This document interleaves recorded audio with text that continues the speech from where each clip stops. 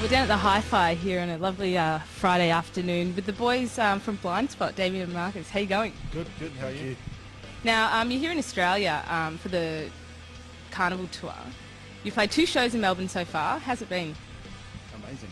The Australia, we didn't really expect much of a response from the Australian crowds, but they've been, not the Australian, from the Melbourne crowds, especially Karnivool's crowd, because half of them don't know who we are, but they've been really awesome. And the bands that we're playing with, like Karnivool and Antistatic, are both really supportive, and we always say to stage hand, go! You know, so it's cool. It's good.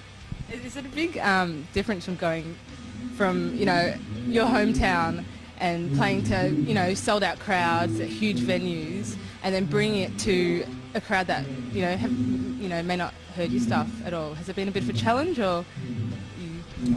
Well, it's like we were saying before, just, got to do the groundwork here, and just seeing the, like we sold 10 CDs at the gig from just standing out there and saying, come buy it. And just remember all the groundwork that we did to get that sort of status in New Zealand. That's cool. It's refreshing. It's nice because when you get to a certain point in it, like say New Zealand, it's sort of you get a little bit not complacent, but you start. It gets a little bit like routine, and it's nice to break the routine and come to like Australia and go to places like Japan, and sort of mix it up a bit and sort of do some real work.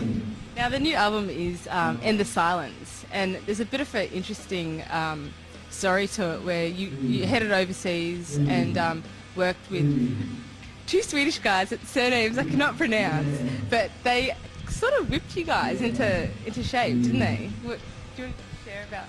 Not more me and Shelton, Marcus and Dave and Brandon. Oh, Brandon got a little bit nailed, but yeah, we all got pretty nailed.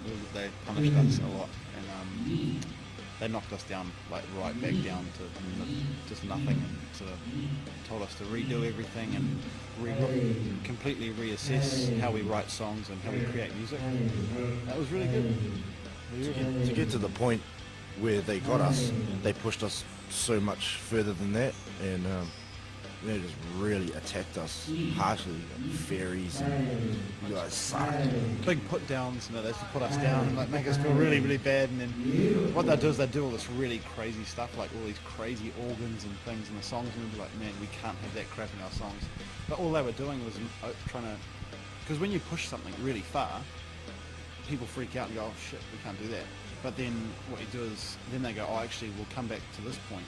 But it's probably further than you would have ever gone anyway, so it worked, It worked. Obviously, between the 2 albums, your last one and the new one, End the Silence, you lost your bass player Gareth and DJ Carl. Was the future of Blindspott ever in doubt in that period? Oh, nah. Not really. We like they pursued their own little avenues. Like Carl went for his hip hop, and Gareth went down more the punk sort of avenue. And the remainder of the band were still wanting to do a more rock metal based sound, and Dave was our road crew anyway, so he just hopped on board and knew what it was all about. We always wanted a guitarist as well, second guitarist, so Because you did do a lot of double tracking on the first album. Was that hard to do live? Everything was double tracked pretty much on the first album, and that was also to do with the fact that the producer we were using wasn't like as confident in getting good tones, so he would like. So that's sort of a safety thing when you double track everything. So there's not much double tracking at all on I don't think there's any on this record. There's obviously harmonies with vocals and bits and pieces, but they've tried to. Everything has its place. Like all the guitars and everything have. They don't sit on top of each other. They sit in between each other and around each other, and the vocals fit in, and the drums and the bass fit in. And then if there's space in the song and the song feels like it needs a bit more, we'll do some work on some keys or some sampling. But do you feel that the loss of those 2 guys aided your progression as a band, like the sound? Obviously on End of Silence you have progressed quite a lot. Yeah, we needed to move forward, and me, Shelton and Marcus were all on the same page, and I think if one of us was on a different page, I think it would have fallen over, because we all need each other to move forward. Like we need Shelton and we need Marcus to make Blindspott. Gareth didn't really have a lot to do with writing the first record, a little bit, but not as much as us 3. And Carl sort of was, he just sort of did stuff where he could, and he spent a lot of time reading magazines at band practice, but no, we didn't hold that against him. That's what his role was in the band. So, but and now with the new guys, we're all focused and driven towards a more metal and rock sort of sound, keeping it real, a bit more organic, a bit more sort of earthy and a bit more timeless. Really. Now, Damian, you also designed all of the merch for Blindspott. How important do you think it is for bands to put, their flavour on everything? Like, the way that people see Blindspott, they look at the logo or they look at the T-shirt and they'll say, this is, you're proud of the product that you're producing. Yeah, like I didn't do the album artwork. A guy called a company called He Creative did, but I did the logo. Like that was the only thing that I wanted to do. I said, like, you guys do everything else, but I really want to do the logo. Because I think part of what has made Blindspott from the very beginning was the fact that anything we've done within the band has actually been done by one of us, like artwork and stuff, like it's been done by me. And it's a nice feeling for me to know that when our fans purchase our CD or our T-shirt, they're not just buying something that we've got someone else to do and gone, oh yeah, that's cool, and approved it and it's been printed, and they're actually buying something that we've actually created, you know what I mean? If that makes sense. So, Taking a bit of Blindspott home with them.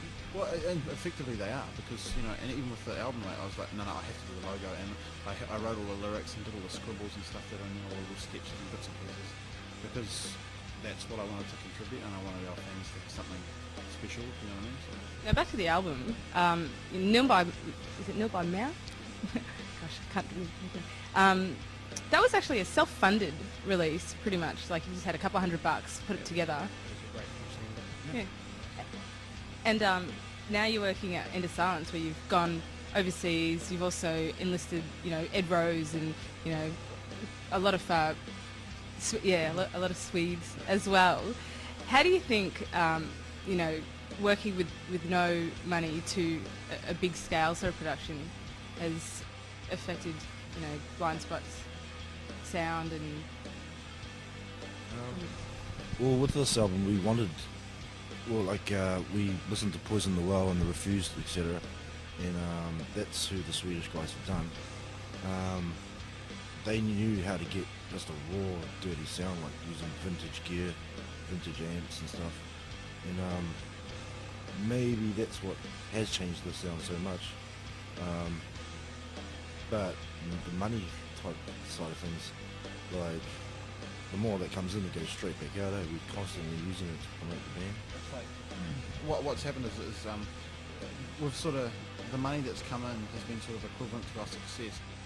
Whether we need to spend that money on improving the product and making the product the best we possibly can, like whether that's buying new gear or like spending more money on producers and stuff, because we've done that level. Now we've got to move on to that level, and then we've got to move on to that level. And I think if we try to do it on the cheap and go, oh no, we'll just do another one of those albums and keep the same price and stuff and spend the same amount of money, it's sort of doing our fans a disservice. We're not really excelling, but we need to go forward and grow and grow and grow and grow and grow and grow. Because we can't grow anymore, whatever. But until then, we're going to keep improving the product and making it the best it can possibly be. Now, Marcus, on the last album, you pretty much sort of swapped back and forth between 6 and 7 string guitars. I think, is it predominantly 7 string on this album? Bit of drop A? We used 6 string guitars, but the Swedes mainly used was it a 70 gauge bass string? Yeah. Yeah. For the A. Yeah. Heavy ass. Yeah. How have you accommodated, obviously having Brandon in the band now? Do you write together or...? Yeah, we work really well together, quite surprisingly. Yeah.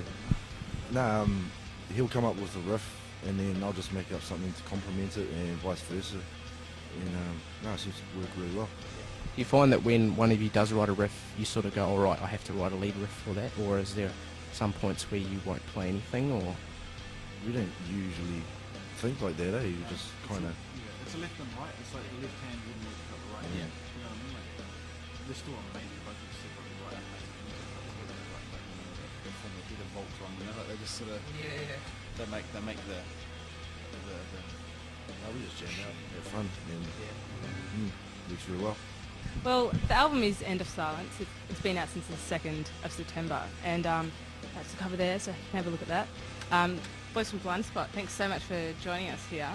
You can check them out also on their website, blindspott.com, and the MySpace thing as well. So, cool, good luck in the show.